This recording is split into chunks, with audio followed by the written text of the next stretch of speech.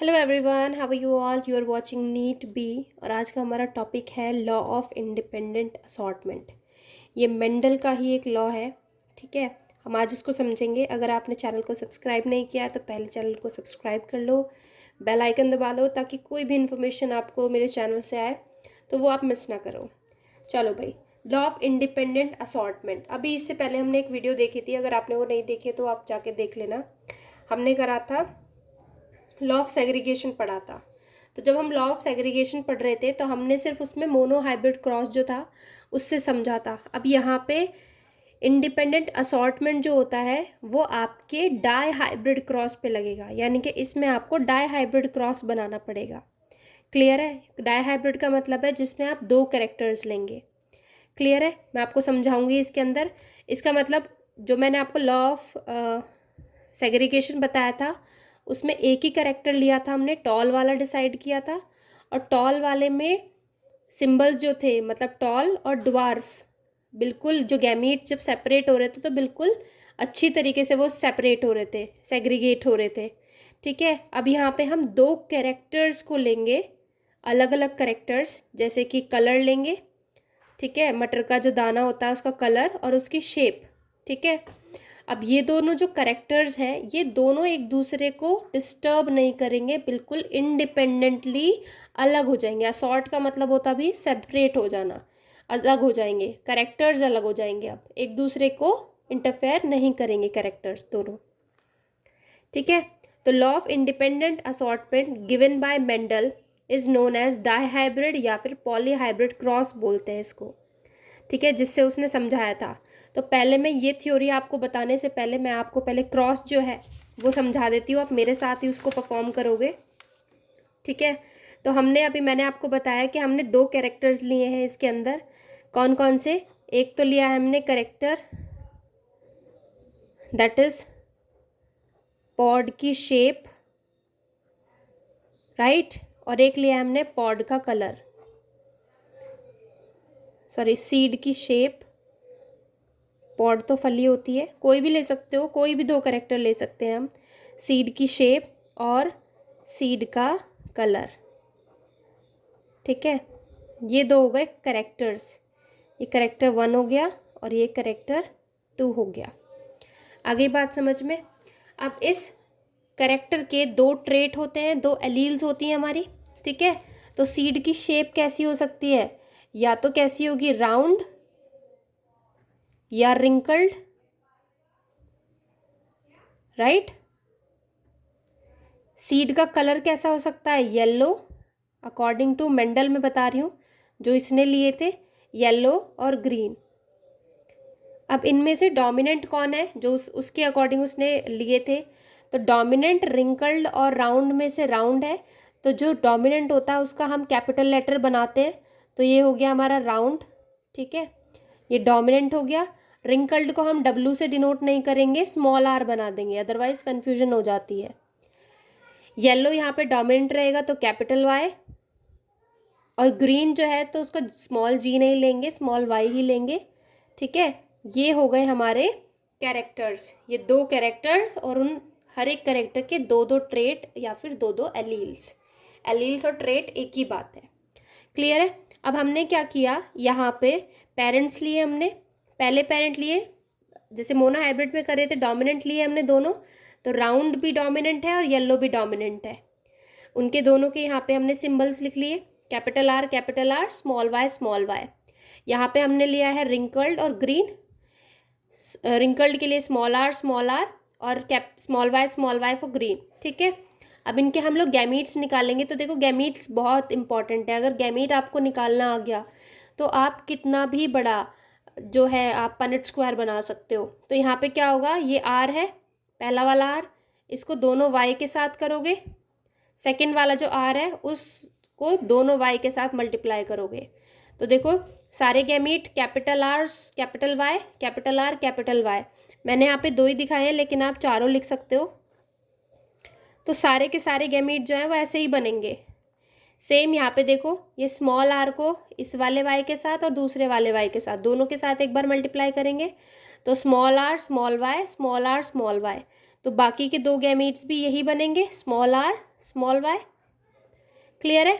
अब हम इन दोनों को अगर फ्यूज़ कराएंगे, ठीक है, इनके बीच में क्रॉस कराएंगे, तो देखो इसको एक को करा रही हूँ, सारे गैमीट एक ही जैसे हैं, तो मैं सिर्फ इधर से एक और इधर से एक गैमीट को फ्यूज़ करा रही हूँ।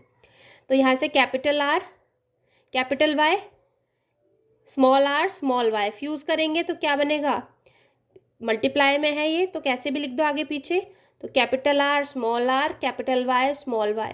ठीक है। अगर एक भी कैपिटल होता है तो उसको हम डोमिनेंट ही मानते हैं। तो कैपिटल आर अगर कैपिटल आर स्मॉल आर है तो हम इसको राउंड ही बोलेंगे, डोमिनेंट ही दिखाई देगा ये हमें। F1 जनरेशन में सारे के सारे सीड्स कैसे दिखाएंगे, इसके जैसे दिखाई देंगे जो डोमिनेंट पेरेंट था, है ना। All seeds are round and yellow. Clear है। अब हमने इन्हीं को ही आपस में क्या करा दिया, सेल्फ क्रॉसिंग करा दी इन्हीं के बीच में।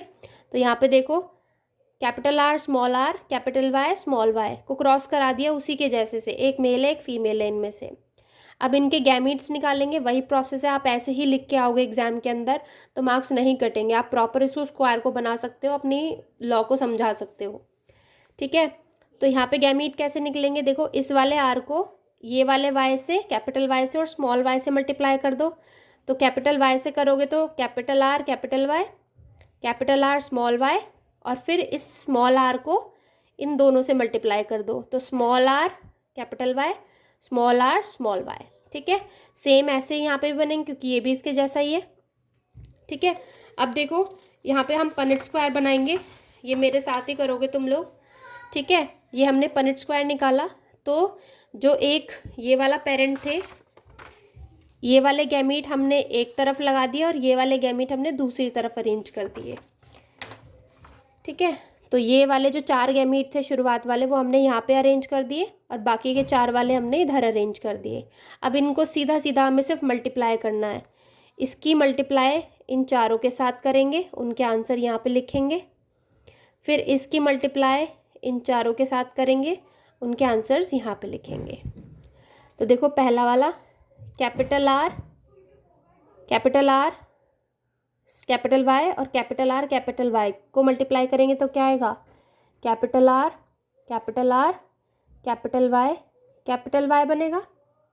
इसको इसके साथ करेंगे तो क्या आएगा, देखो आर और आर, यहाँ कैपिटल वाई यहाँ पे स्मॉल वाई, तो ये आ जाएगा capital R capital Y small Y.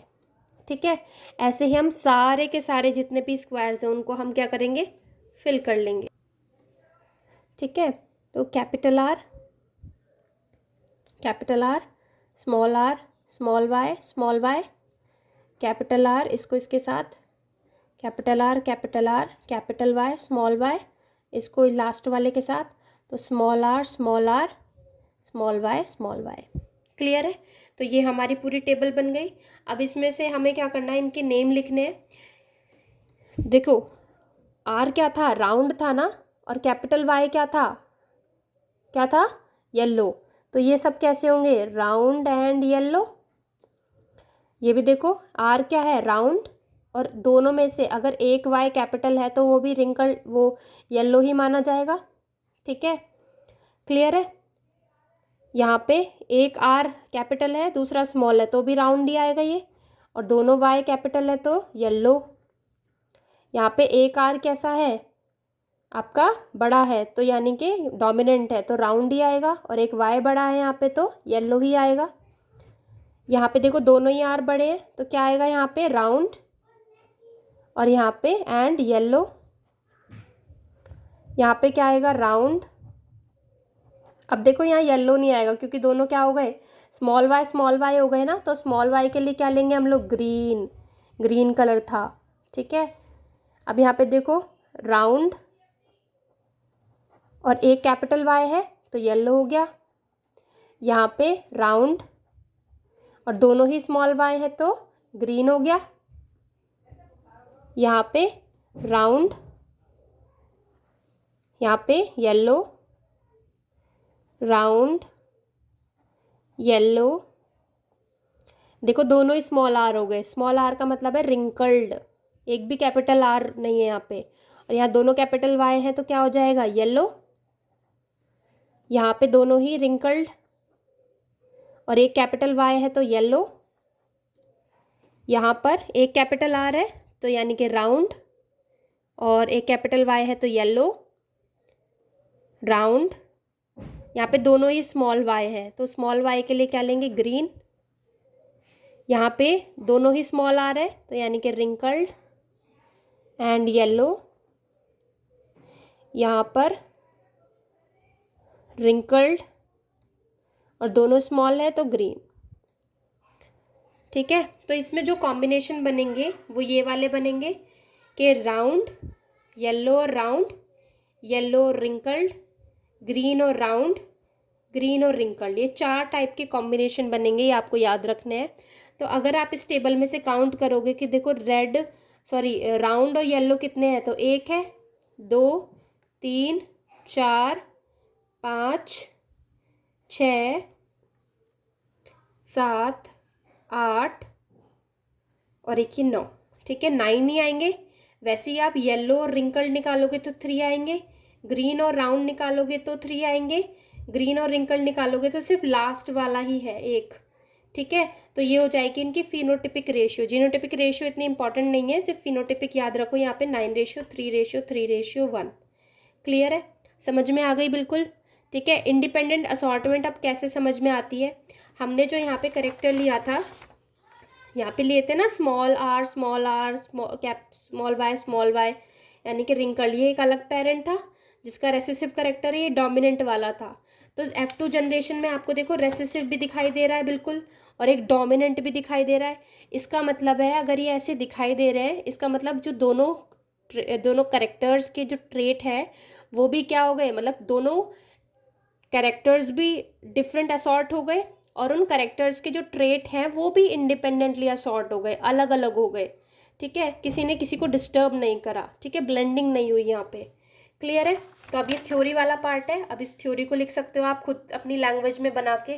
ठीक है, तो यहाँ दे रखा है इन which 2 or more contrasting characters are taken during the experiment, Mendel states that the factor मतलब होती है gene for different pairs of contrast character is in an individual are independent in nature and transmission of character are assorted accordingly।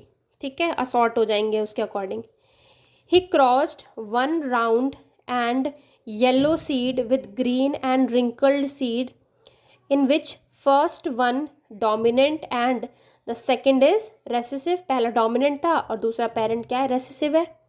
In F1 generation all the plant produce were round and yellow seeds. भाई all सारे कैसे थे, round और yellow seeds बन रहे थे यहाँ पे। ठीक है, व्हेन सेल्फ पॉलिनेशन हमने करा, मतलब ये आपस में यहाँ सेल्फ पॉलिनेशन कराया F1 जनरेशन में। इन F2 generation the plant produce 4 different types. तो 4 डिफरेंट टाइप्स के प्लांट मिले हमें, ये कॉम्बिनेशन मिले हमें, और ये कितने कितने थे, ये हमें रेशियो मिल गया यहाँ पे। Thank you so much. अगर वीडियो पसंद आई हो तो लाइक करना, कल फोड़ के आना एग्जाम में। ठीक है, बाद में थैंक यू बोल देना, क्लास में बोल देना। चलो बाय बाय।